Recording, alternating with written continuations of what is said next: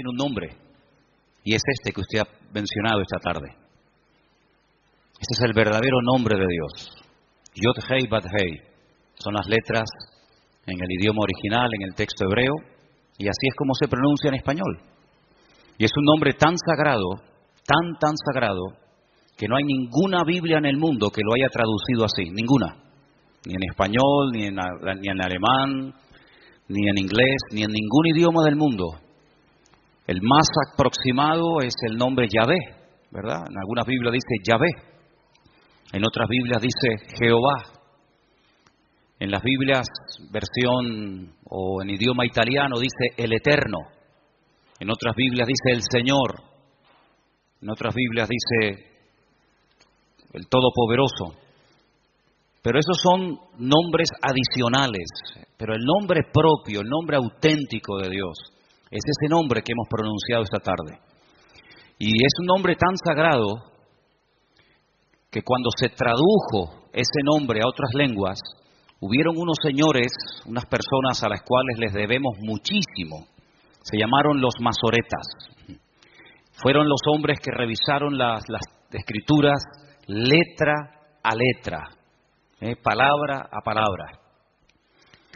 Y ellos fueron los que, como el idioma hebreo se había prácticamente perdido, muy poca gente ya lo hablaba, después de la destrucción del templo de Jerusalén en el año 70, era un idioma que prácticamente ya no se utilizaba, la gente comenzó a hablar el idioma del país al que se fueron a vivir.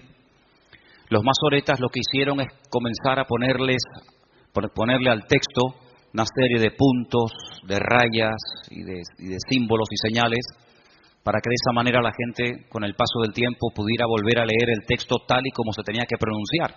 No hay vocales en hebreo, no existen vocales, todas las letras son consonantes.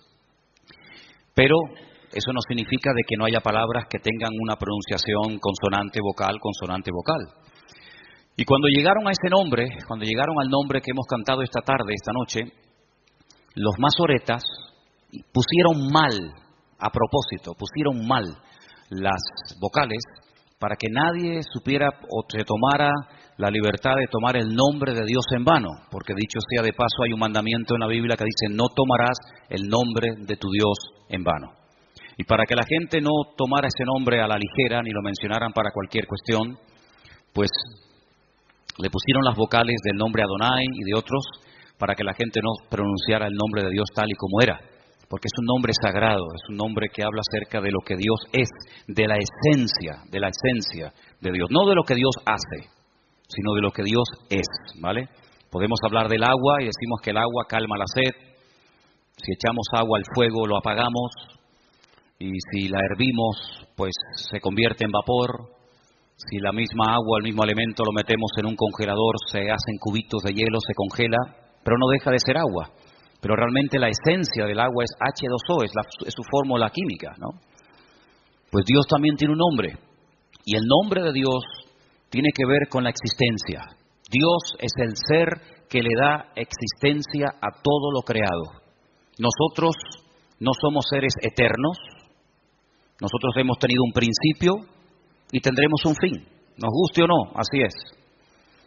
Antes de nosotros estuvieron nuestros padres, antes que ellos estuvieron nuestros abuelos, antes que ellos nuestros bisabuelos y así sucesivamente. No somos seres eternos, somos seres creados por un creador que nos ha dado la existencia, y Él no recibió la existencia de otro Dios superior a Él. Él no es un Dios inferior que procede de un Dios superior. Él es el único Dios que existe. No hay otro Dios. Hay un solo Dios. Dice: y al Señor tu Dios adorarás, y a Él solo servirás. Los dioses de las naciones, la Biblia dice, no son dioses, son imágenes de piedra, de oro, de madera, de plata, de yeso, de plástico, lo que usted quiera. Pero no son dioses. Han sido creados, han sido diseñados por las manos de los seres humanos, no se crearon a sí mismos. Y la Biblia dice que pueden tener forma de varón o forma de mujer, tienen ojos, pero no ven, no sirven para nada los ojos que tienen, la boca que tienen no sirve para nada, es simplemente algo que les decora, pero no sirve para hablar, los oídos que tienen no oyen, las manos que tienen no palpan, los pies que tienen no caminan. Salmo 115 dice que todos los adoradores de ídolos, de imágenes de talla, dice que serán confundidos y serán personas que terminarán perdiendo la sensibilidad espiritual, terminarán perdiendo la realidad de que hay un solo Dios que oye, que habla, que toca y que quiere bendecir nuestras vidas en nuestras circunstancias y en nuestras situaciones actuales. ¿Cuántos dicen amén? Ese es nuestro Dios y a Él adoramos. Dios el Padre decidió en su soberanía un día venir a este mundo. Y dice la Biblia, y vimos su gloria y habitó entre nosotros. El Verbo se hizo carne y habitó entre nosotros y vimos su gloria. Gloria como del unigénito del Padre. Y vimos en la figura, vimos en la persona de Jesucristo la imagen de Dios. Y dice la Biblia que en una ocasión un discípulo le preguntó, Señor, o mejor dicho, le pidió, muéstranos al Padre y nos basta. Y el Señor Jesucristo le dijo, Felipe, tanto tiempo hace que estoy con vosotros y aún no habéis entendido que el que me ha visto a mí, ha visto al Padre. ¿Cómo me estás pidiendo que te muestre al Padre? Si el que me ha visto a mí, ha visto al Padre. Pero Dios no vino en forma de Dios. Dios vino en forma de hombre, de ser humano, y habitó entre nosotros. Y como todo ser humano tuvo que escoger una persona para nacer. Como tú y yo hemos tenido una madre, y Él escogió una madre, escogió a una mujer. Y lo parió, dio a luz al Mesías. Y nació en un pequeño pueblo que todavía se puede visitar, se llama Betlehem, Belén, que significa la casa del pan. Y allí nació. Y cuando era muy pequeño, la Biblia dice que su padre, José, recibió una revelación, una orden de parte de Dios de que tenía que huir al extranjero, porque el rey de turno, el rey Herodes, uno de los tantos Herodes que hubo, quería matarlo, quería destruirlo.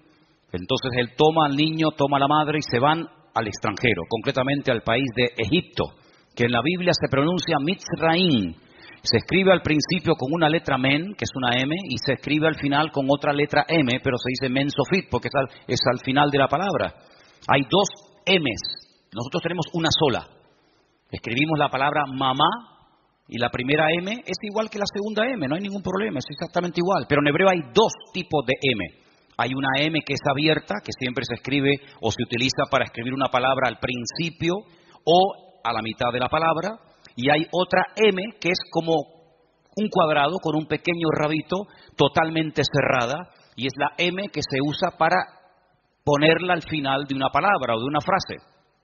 Y la palabra o el nombre Mitzraim, que se ha traducido al español por la palabra o el nombre Egipto, empieza por una M abierta y termina con una M cerrada.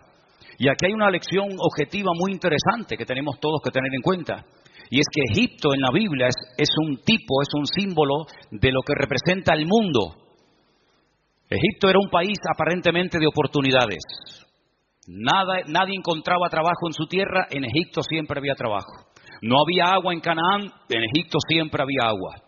Era el país aparentemente de las oportunidades, era la puerta abierta a los parados, era la puerta abierta para los agricultores que veían cómo sus cosechas se echaban a perder, era la puerta abierta para los ganaderos que veían cómo sus ganados morían de sed en los campos de Israel o de cualquier otra nación. Egipto siempre fue una puerta abierta, pero al final siempre se terminó convirtiendo en una jaula, en una cárcel en la que era muy fácil entrar y prácticamente imposible salir.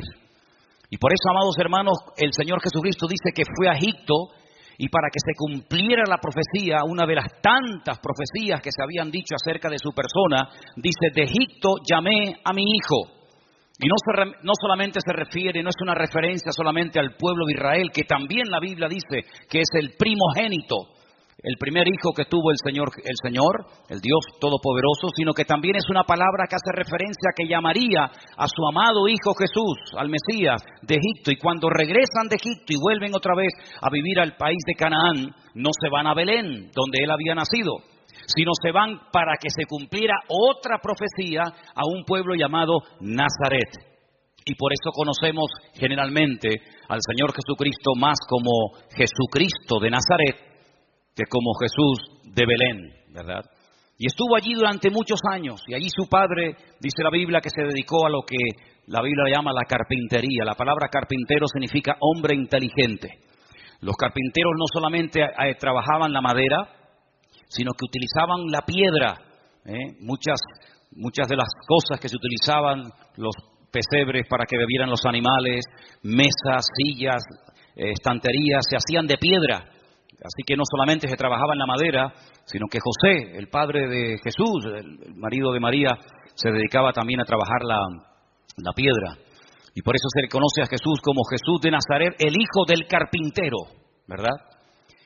Y dice la Biblia que cuando tuvo 30 años, cuando cumplió 30 años, probablemente ya José había muerto, él comienza su ministerio. Y su ministerio fue un ministerio muy corto, solamente 3 años, de los 30 hasta los 33.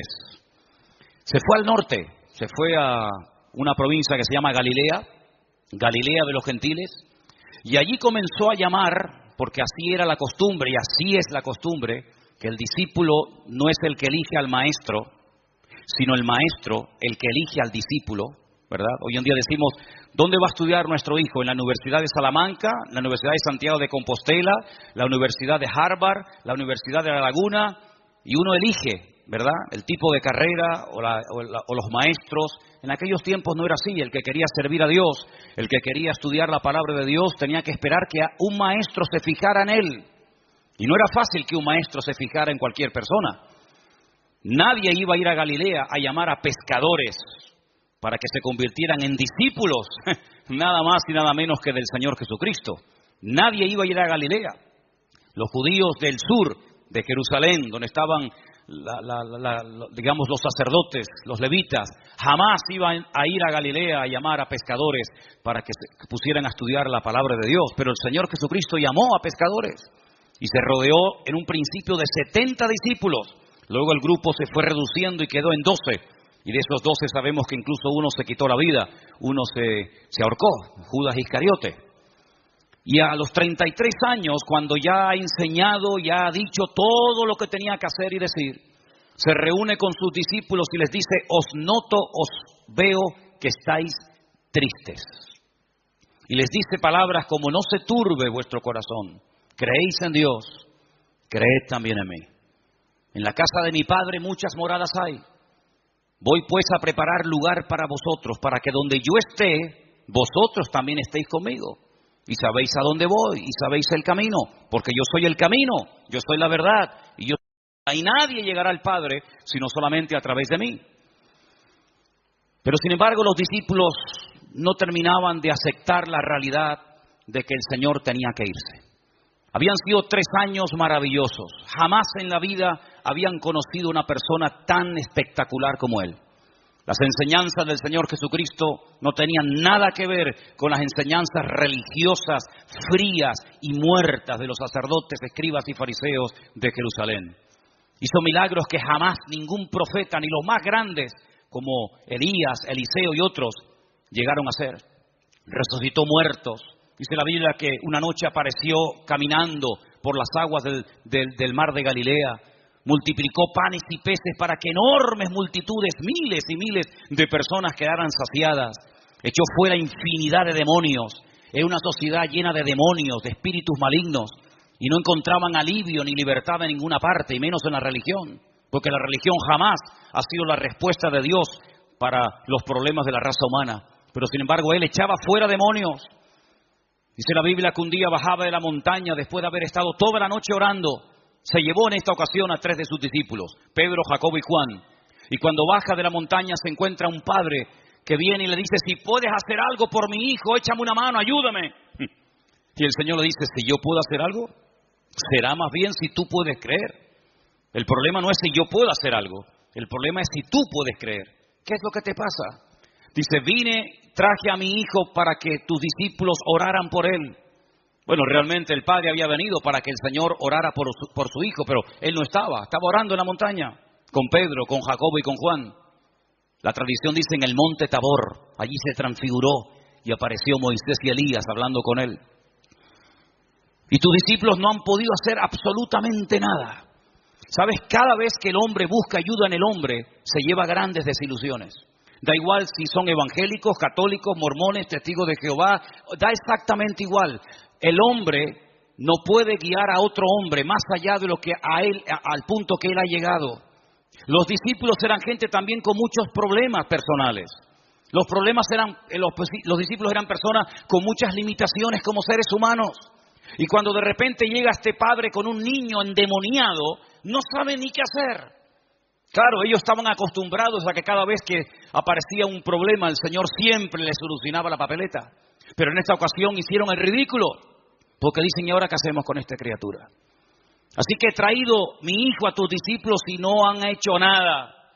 Y le dice, ¿qué es lo que le pasa a tu hijo? Y lo que quiere es que este hombre declare y que diga qué es lo que le está ocurriendo. Tenía un problema en la familia tremendo. Tal vez era un hombre que tenía un buen puesto de trabajo, como muchos hoy en día, tienen buen trabajo y buenas casas y buenas propiedades, pero sus vidas y sus familias son un desastre. Aparentan delante de la sociedad de que todo va bien. Mira el coche que tiene, mira la finca que se acaba de comprar, mira todo lo que tiene, pero tiene y no tiene nada. No tiene lo más importante, que es la bendición de Dios. Y el Señor Jesucristo le dice, ¿qué es lo que le pasa realmente a tu hijo? O sea, mira, lo que le pasa a mi hijo es que cada vez que pasamos por un lugar donde hay una hoguera, un fuego, sale corriendo y se tira adentro y se quiere prender fuego. Y en otras ocasiones, cuando pasamos por aguas profundas, mi hijo sale corriendo y se tira y se quiere ahogar. En otras palabras, era un espíritu de muerte que quería destruir a este muchacho. Y le dice el Señor, ¿desde cuándo te está pasando a ti esto con tu hijo? Dice, desde que es niño. Hay un momento en la vida de este padre, en la relación con su hijo, que lo perdió. Hay un momento en el que muchos padres dicen, ¿dónde fallé? ¿Dónde perdí a mi hijo? ¿Cuándo fue? ¿Cuando era niño? ¿Cuando era adolescente? ¿Cuando era joven? ¿Será por aquella noche, por aquello que le dije? ¿Será porque no le hice caso a aquella pregunta que me hacía? Hay muchos padres que han perdido a sus hijos y no saben cómo volver a recuperarlos. Y hay muchos hijos que han perdido a sus padres y no saben si algún día tendrán el privilegio de volver a recuperarlos. Así que por eso vine a tus discípulos y ahora vengo a ti. Y el Señor, dice la Biblia, que echó fuera ese demonio, porque el problema no era un problema mental, que los hay. Hay gente que tiene gravísimos problemas de la mente. Hay gente que tiene problemas físicos, pero hay gente que tiene problemas espirituales. Y usted puede ir a cualquier ambulatorio, puede ir al mejor hospital del mundo, y si tiene un problema físico o psicológico, mental, probablemente le puedan ayudar, lo pueden operar, le pueden dar un tratamiento. Pero ¿a dónde va la gente cuando tiene problemas espirituales? ¿A dónde va la gente cuando oye sombras y ruidos y no puede dormir y está agobiado y estresado? ¿A dónde va la gente cuando tiene problemas espirituales? Astrólogos, magos, curanderos, adivinos, y son capaces de pagar, y en algunos casos grandes sumas de dinero. Es tan grande su problema, su desesperación, que son capaces de hacer colas y de viajar incluso a otros países y de hacer barbaridades con tal de obtener respuesta a sus problemas. Y no consiguen nada. Son más ataduras y más ataduras y más esclavitud todavía. Pero lo que no hizo ni la religión, ni los brujos, ni nada ni nadie, el Señor Jesucristo lo hizo así, en décimas de segundo, y el niño fue totalmente libre. Y allí estaban los discípulos, y cuando miraban cómo hacía los milagros, cuando miraban cómo trataba a la gente, cuando le hacían preguntas difíciles, cuando venían a presionarlo y a pillarlo en un fallo, y cuando venían a hacerles las famosas preguntas, ¿tú qué opinas? ¿Es lícito dar tributo a los romanos o no? ¿Qué hacemos? ¿Nos rebelamos o los apoyamos?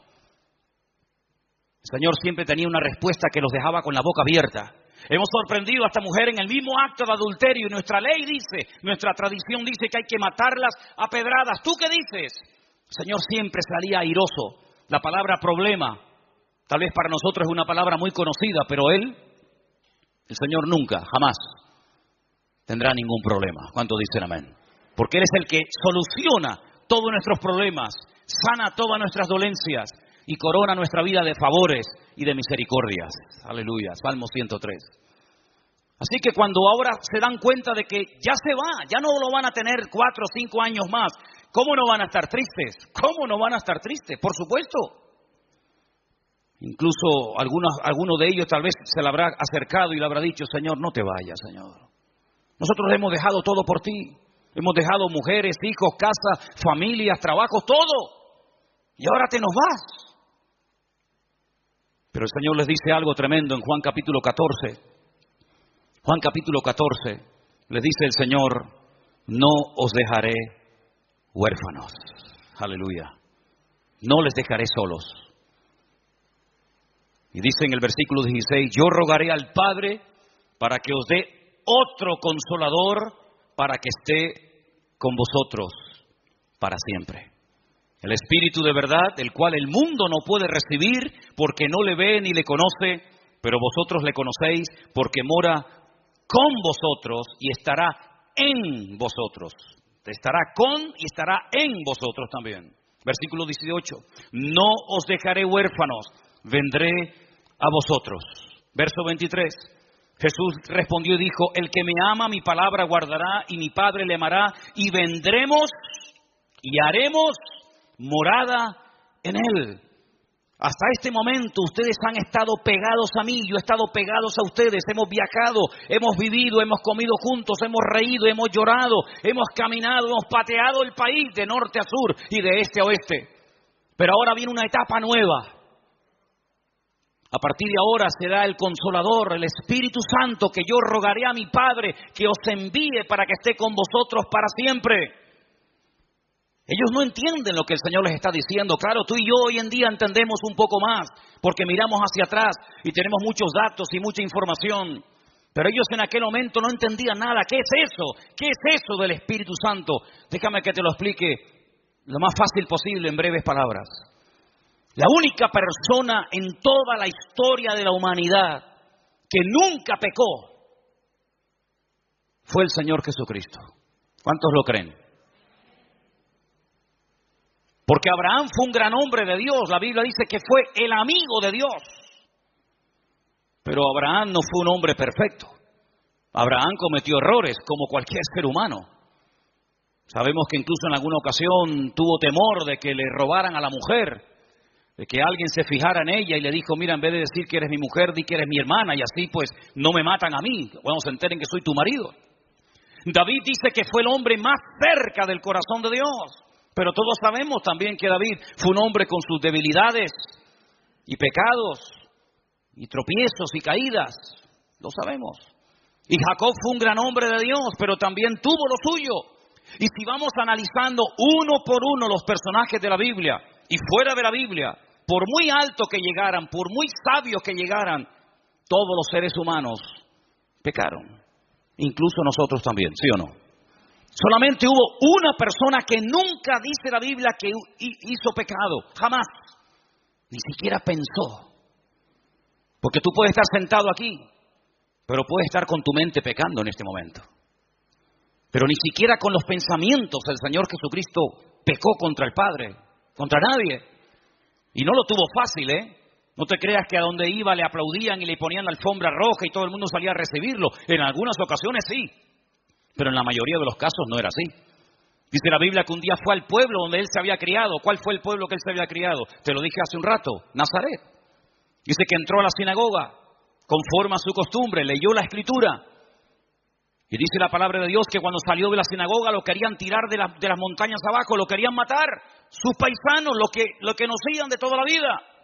Así que no tuvo fácil su vida el Señor Jesucristo. Siempre tratando de encontrar el fallo, de desprestigiarlo, de desacreditarlo. Pero nunca pecó.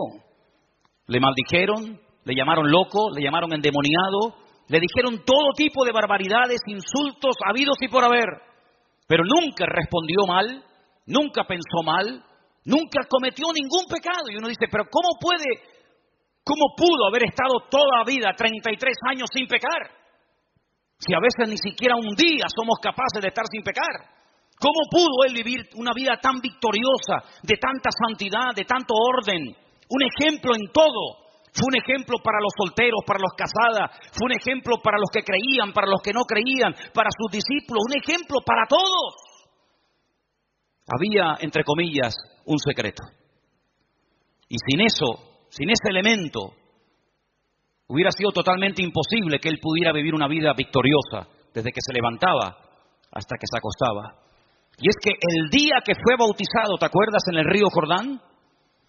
Dice la Biblia que mientras era bautizado, el Padre abrió la boca y dijo desde el cielo: este es mi Hijo amado, en el cual deposito toda mi confianza, en el cual deposito toda mi apoyo, toda mi complacencia. Óiganlo a Él, óiganlo a Él. En ese momento vino como una paloma.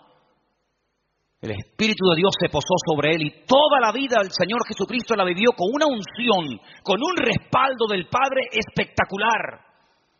Y no venció a la carne, como hemos hablado en las últimas semanas, porque era Dios. Claro, era Dios, es normal. No. Venció a la carne las tentaciones con el poder que moraba en Él. Y el poder que moraba en Él y lo capacitó para hacer los milagros que hacía y para vivir una vida sobrenatural permanentemente era el poder del Espíritu de Dios que moraba en Él. ¿Cuántos dicen amén? Y cuando tú lees Romanos capítulo 8, dice el apóstol Pablo con unas palabras tremendas, que el mismo Espíritu, escucha bien esto, no algo inferior, de menos categoría o poder, sino que el mismo Espíritu que moró, que vivió en Cristo durante toda su vida, que fue lo que lo mantuvo en santidad, en victoria y en bendición, ese mismo Espíritu es el que ahora el Padre ha enviado a nuestros corazones para que esté con nosotros para siempre. Y así como Él pudo vencer a las tentaciones, nosotros con el Espíritu Santo del Señor también podremos vencer a todas y a cada una de las tentaciones que se nos presenten a lo largo de la vida. Y así como Cristo pudo caminar por encima de las circunstancias y cambiar el ambiente y no dejarse Él cambiar por el ambiente, exactamente igual nosotros podemos hacer lo mismo. Por eso ahora tenemos que recurrir a ese texto y aplicarlo, interiorizarlo en nuestra vida. Sed llenos del Espíritu Santo de Dios. Porque es el Espíritu Santo el que capacita al creyente, el que capacita al Hijo de Dios, el que ayuda a la iglesia a caminar de victoria en victoria, de gloria en gloria y de bendición en bendición. No es que yo me esfuerzo y digo, bueno, hoy no voy a pecar y no voy a pecar. No es con fuerza de voluntad. Hay un texto que ustedes conocen perfectamente que dice, no es con espada, no es con ejércitos. En otras palabras, no es con fuerza de voluntad, sino es con mi Santo Espíritu, dice el Señor. ¿Cuántos dicen amén? Usted quiere vivir una vida en la carne diciendo no voy a pecar y no voy a hacer nada malo. Inténtalo. No vas a llegar ni de aquí a la esquina, querido. Ni de aquí a la esquina vas a llegar. Porque el mismo Señor Jesucristo dice que la carne es débil. Y por eso es una barbaridad cuando alguien dice yo soy bueno. Cuando dice la Escritura que no hay nadie bueno, sino solamente Dios. Porque todos de una manera u otra, más visible o menos visibles, todos hemos pecado. Y por eso todos estamos destituidos de la gloria de Dios. Y en estos tiempos en los que estamos viviendo, en los que se ha cumplido esa profecía que estuvo durante siglos como dormida, pero que ya nosotros cuando la mencionamos no nos quedamos con la boca abierta diciendo no entiendo lo que este hombre quiere decir, sino que entendemos perfectamente lo que quiero decir. Esta palabra profética que era para los últimos tiempos, que decía que en los últimos tiempos, cuidado creyentes, hijos de Dios, prepárense porque a lo malo lo presentarán como bueno y a lo bueno lo presentarán como malo. ¿A qué les suena la música? ¿A qué no dicen así? ¿Lo malo de antes es bueno hoy en día? Pues no me he dado cuenta. Pues no sé en qué planeta vives tú. Porque hace poco denunciaron a una madre por darle el pecho en un parque a un hijo. Porque era una especie de escándalo, ¿no? Sin embargo, ese mismo día, en el mismo parque, 2 hombres estaban besando y cualquiera dice algo sobre eso porque enseguida te llaman a la policía y te denuncian. Entonces somos muy abiertos para muchas cosas y tremendamente cerrados para otras. Es muy interesante notar que cosas que antaño estaban mal vistas, que un hijo interrumpiera a un padre y a una madre en una conversación, ¿de cuándo a dónde? Si antiguamente, simplemente con que te mirara el viejo, simplemente con que te mirara, te estaba transmitiendo telepáticamente un mensaje tan claro que no hacía falta ni que te abriera la boca. Nos decían cuando íbamos de visita a alguna casa, a la casa de la tía o a la casa de alguna vecina, no toques nada, no te muevas de al lado mío. Compórtate que te meto un leñazo que te dejo seco en el sitio. Y el niño entendía la palabra sin necesidad de hacer un examen teológico, ni hermenéutico, ni vaina parecida. Sin embargo, hoy en día, los niños le dicen a los padres, no mamá, no es así, que no papá, que te calles, que tú no sabes nada. En nuestra época, decirle yo a mi padre que tú no sabes nada, papá, que tú no te enteras, te daba un sopapo que ibas dando vueltas. Yo no sé si es amén o no amén, pero yo digo lo que era. Ibas dando vueltas así hasta que llegabas a la punta de Teno. Y allí estaba tu madre que te daba otra y te volvía a traer para acá, para Santa Cruz. Cuando yo venía del colegio le decía, papá, el profesor me pegó. Y mi padre me hacía, ¡pum! Algo habrás hecho. Cualquiera se atrevía a decirle al padre que te había pegado el maestro en el colegio, porque encima cobraba doble. Hoy en día, que tocaron a mi niño, que le dijeron a mi niña que no podía hablar con el móvil en clase, pero ¿qué se ha creído ese maestro? Y allí se va la madre, la abuela, la prima, el cuñado, el sobrino, el vergante del matado del barrio que no da un palo al agua, por ahí también se va como punto de apoyo, y entonces amenazan al maestro, como usted toca a mi hijo, le reviento la cabeza, le quemo las 4 ruedas del coche. Y así están los maestros con depresión, están asustados. ¿Qué te parece, amigo? No, pero eso no pasa en Canarias. Pues no sé dónde tú vives entonces, querido. No sé dónde tú vives. Así es. A lo malo lo presentarían como bueno y a lo malo como bueno. Lo dulce como salado y lo salado como dulce. Y ese es el mundo en el que vivimos. Mundo al revés. El mundo está patas arriba y al revés. A veces uno hasta se tiene que sentir mal por querer llevar una vida moral y por querer llevar una vida recta. Eres tú el bicho raro en vez de aquel que ya ha perdido toda la vergüenza y toda la decencia. No hace falta hoy en día vivir una vida llena del Espíritu de Dios. Hoy en día más que nunca, querido. Más que nunca. Donde hoy en día hablar de sexo, ponte a hablar con un niño de 13, 14, 15 años y dile, mira hijo, ven, te voy a explicar. Ándate con ojo a ver si no te va a explicar él a ti alguna cosa que tú no sabes. Vas a explicar tú. Ese es el mundo en el que vivimos.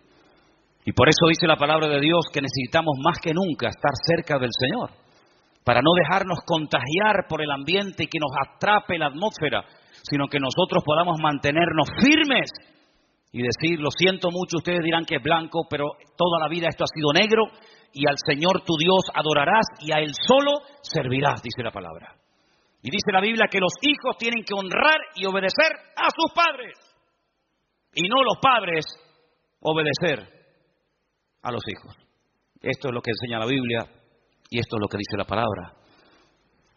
En el capítulo 14, verso 26, dice el Consolador, el Espíritu Santo, a quien el Padre enviará en mi nombre, Él os enseñará todas las cosas y os recordará todo lo que yo os he dicho. El Espíritu Santo nos consuela, nos anima, nos fortalece y dice aquí, nos enseñará y nos recordará todo lo que yo os he dicho. En otras palabras, tienes la ayuda, el apoyo incondicional del Señor a través de su Espíritu Santo, viviendo, morando dentro de tu vida, para que sepas en todo momento cómo comportarte, qué dijo y qué no dijo el Señor. Y el Señor te puede dar memoria y te puede dar capacidad para recordar todo lo que tienes que recordar, y también te va a ayudar para que olvides ya de una vez por todas lo que ya hace muchos años tenía que haber olvidado. Porque a veces tenemos la mente tan envenenada y tan deteriorada que nos acordamos de lo malo en vez de acordarnos de lo que nos tenemos que acordar. Y el Señor, una de las cosas que quiere hacer es poner en orden nuestro espíritu, nuestra alma y nuestro cuerpo. Porque todo nuestro ser tiene que estar ordenado para la gloria del Señor. Y no decir, no, como cristiano es una maravilla, pero como persona es un desastre. No, si él ora mucho, pero luego no da un palo al agua, no trabaja en nada. No, está todo el día trabajando, pero no coge la Biblia ni por el forro. No, Dios quiere que vivamos vidas equilibradas en lo privado y en lo público. Porque claro, aquí dentro es muy fácil ser cristiano. Aquí no hay tentaciones, que diga yo, y aquí no hay malas palabras y no hay un mal ambiente. Pero es que la vida cristiana no se vive aquí adentro. El tiempo que pasamos aquí adentro es muy corto en relación con el tiempo que pasamos allá afuera. Y es fuera donde tenemos que luchar la batalla. Y es fuera donde está el enemigo esperándonos y acechándonos como león rugiente, dice la Escritura. Y por eso tenemos que pedirle al Señor, Señor, ayúdame, Señor, recuérdame lo que tengo que hacer, lo que no tengo que hacer. Y si le pides de corazón al Señor, Dios lo hará. ¿Cuántos dicen amén? Capítulo 15, verso 26, un versículo tremendo que dice también algo muy interesante. Cuando venga el Consolador, a quien yo enviaré del Padre, el Espíritu de verdad, el cual procede del Padre, Él dará testimonio acerca de mí. En otras palabras, el Espíritu Santo no viene a la iglesia para que lo adoren a Él. No, el Espíritu Santo viene para glorificar y para levantar en alto el Señor Jesucristo.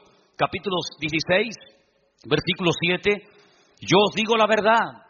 Señor siempre te va a decir la verdad, aunque te duela. Pero el Señor siempre dice la verdad. Os conviene que yo me vaya, porque si no me fuera, el Consolador no vendría a vosotros, mas si me fuere, os lo enviaré. El Señor sabe lo que te conviene como hombre, como mujer, como joven. El Señor sabe lo que nos conviene en cada momento de nuestra vida.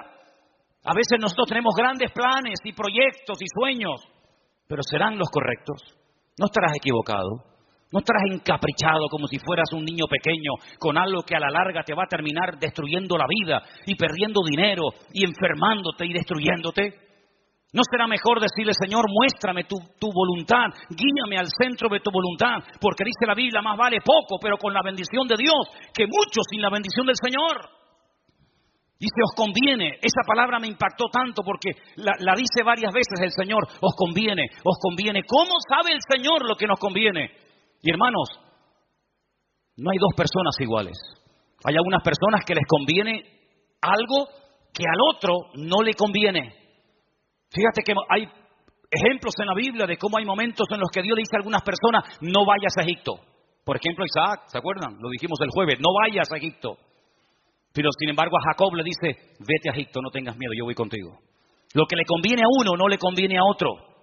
Y es que aquí vemos que Dios es un Dios personal.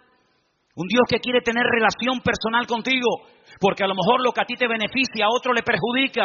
Y uno al Señor le dirá, no, tú por aquí, y a otro le dirá, tú por allá. Y tú no tienes que seguir ni imitar a nadie. Tú tienes que seguir solamente las instrucciones que te da el Señor. Y por eso dice el Señor, os conviene que yo me vaya, porque cuando venga el Espíritu Santo, el Consolador, el Espíritu de verdad, Él os va a guiar a la verdad. Versículo 13. Cuando venga el Espíritu de verdad, Él os guiará a toda la verdad. ¿Qué dice aquí arriba? Léalo conmigo.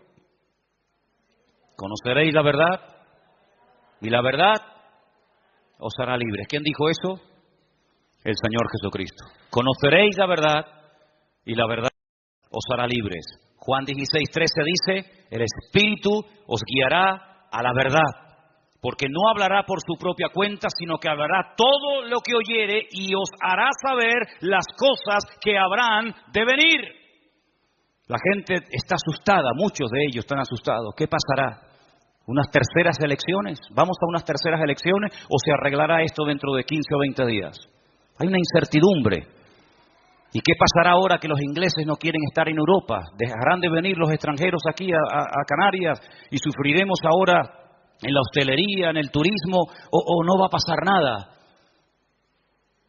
¿Y habrá dinero para pagar las pensiones dentro de 4 o 5 años? ¿O como dicen matemáticamente que dentro de 2 años acabó la caja y ya no hay un duro más? Hay temor en la sociedad. La gente dice, ¿y qué será de mis hijos? Pagándoles una carrera para que estudien y tuvieran algo en la vida. Y ahora resulta que encontramos a miles de jóvenes con grandes carreras que no tienen ni siquiera trabajo, ni tienen ni siquiera para el bono de la guagua. Hay tanta incertidumbre en el ambiente. ¿Y ahora dónde vamos? ¿A Venezuela? No, ya no se va a Venezuela. Ahora los de Venezuela se quieren venir aquí. Antes nos íbamos para allá. Ahora se vienen de allá para acá. ¿A dónde vamos ahora? Dice la Biblia que la gente correrá de aquí para allá, buscando salidas. Pero llegará un momento en la vida en el que no van a encontrar salida más que solamente en un solo lugar, en una sola persona. Y esa persona se llama Jesucristo de Nazaret. A Él toda la gloria y toda la honra en esta tarde. Este fuerte aplauso para Él. Aleluya. Solamente en Él hay esperanza. Solamente en Él. Aleluya. Qué bueno es el Señor. Versículo 15. Todo lo que el Padre, todo lo que tiene el Padre es mío. Por eso les dije que tomará de lo mío y os lo hará saber. Hermanos, este tema es tan importante, tan amplio, que podríamos estar aquí días y días hablando del tema del Espíritu Santo. Pero déjeme que les recuerde este pasaje tan conocido del Antiguo Testamento, del libro de Ezequiel, capítulo 37. ¿Alguien recuerda de lo que habla ese capítulo? Ezequiel, capítulo 37. Es una visión. Eso es, una visión que tiene el profeta Ezequiel de un valle lleno de huesos secos en gran manera. Era una multitud, montañas, en vez de escombros, de huesos, de seres humanos. Secos en gran manera, llevaban años, siglos al sol, y ahí estaban, secos en gran manera. El Señor le dice en un sueño al profeta Ezequiel: ven, que quiero pedirte que hagas algo. Y le dice: ponte a predicarles, profetízale a estos huesos. Pero antes de hacerlo, le hice una pregunta. Le dice: Ezequiel, varón de Dios, ¿tú crees que estos huesos volverán a la vida? ¿Tú crees que hay futuro para estos huesos secos? Y el profeta Ezequiel le dice: Señor, tú lo sabes todo, yo no sé. Pero si tú me mandas, si tú me pides que les predique, si tú me ordenas que les profetice, yo lo hago, aunque no lo entienda, aunque sea una locura, un disparate y alguna gente se ría de mí. Si es lo que tú quieres, yo lo hago. Y dice que se puso a predicarles. No sé qué les dijo. Se puso a profetizarles a los huesos secos. Y de repente comenzaron a juntarse uno con otro, y uno con otro, y uno con otro. Y dice la Biblia que comenzaron como a formarse esqueletos. Y el profeta Ezequiel oyó un ruido y dijo: ¿pero esto qué es? Y comenzaron a ponerse de pie como si fueran esqueletos. Pero dice que no había vida en ellos. Había piel, había tendones, había huesos, pero no había vida en ellos. Y le dice el Señor al profeta Ezequiel: dile que el Espíritu entre en esos huesos. Profetiza, decláralo, dilo. Espíritu de los cuatro vientos, Espíritu de Dios, entra en esos huesos ahora. Y dice que el Espíritu Santo de Dios, el Espíritu del Señor, entró en aquellos huesos y se volvieron como seres humanos vivos. Un ejército impresionante de miles, de millones de personas. Hace unos instantes eran huesos secos, inservibles, no servían para nada, ahí tirados en el campo. Pero ahora son seres humanos. Y el Señor vuelve a preguntarles algo y le dice: ¿sabes quiénes son estos huesos secos? ¿Sabes esta palabra, esta visión, de quién se trata? Dice: no, Señor, no tengo ni idea. Dice: esto es lo que yo haré en los postreros días. En los últimos tiempos haré esto en la casa de Israel. Un pueblo que hasta hace 60 años no existía. Un pueblo errante por todas las naciones de la tierra. Un pueblo que lo perseguían, lo masacraban en todas partes donde iban. No tenían futuro, no tenían tierra, no tenían bandera, no tenían himno, no tenían nada ni donde caerse muertos. Estudien este tema y se van a dar cuenta de que los echaban de todas partes. Dice: pero yo los reuniré de los cuatro vientos de la tierra, soplaré en ellos y se volverán a levantar, y los reuniré de todas las naciones de la tierra, y los traeré, yo otra vez los traeré a la tierra de sus antepasados, y nunca más nadie podrá sacarlos de allí. Y le habla de una restauración nacional. Le habla de una palabra profética para los últimos tiempos, que Ezequiel ni entendía ni la vio nunca cumplida. Pero gracias al Señor sabemos que la palabra siempre es verdad, porque la palabra no es medias verdades y medias mentiras, sino que es verdad desde la primera palabra hasta la última. Y vimos como en un día, cosa que jamás en la historia ha ocurrido, en 1948, en mayo, más concretamente, en un día se levantaron aquellos huesos secos, aquel pueblo, aquella nación que estaba esparcida por toda la tierra, y se levantaron y se constituyeron nación. Y dice el Señor que los restauraría como nación, pero también derramaría de su espíritu y los restauraría espiritualmente.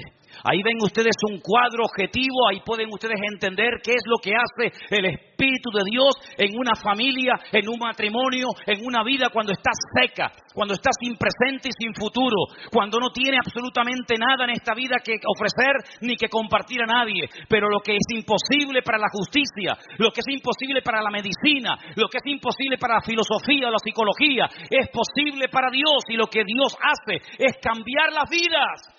Levantarnos del polvo de la muerte, poner nuestros pies sobre la roca. Y dice la Biblia que entra dentro de nosotros con su Espíritu Santo para darnos vida, y para darnos vida en abundancia. ¿Cuántos dicen amén en esta tarde? Eso es lo que el Señor quiere hacer en nuestras vidas: levantarnos y cambiarnos la vida. Aleluya. Fuerte este aplauso al Señor, mi hermano.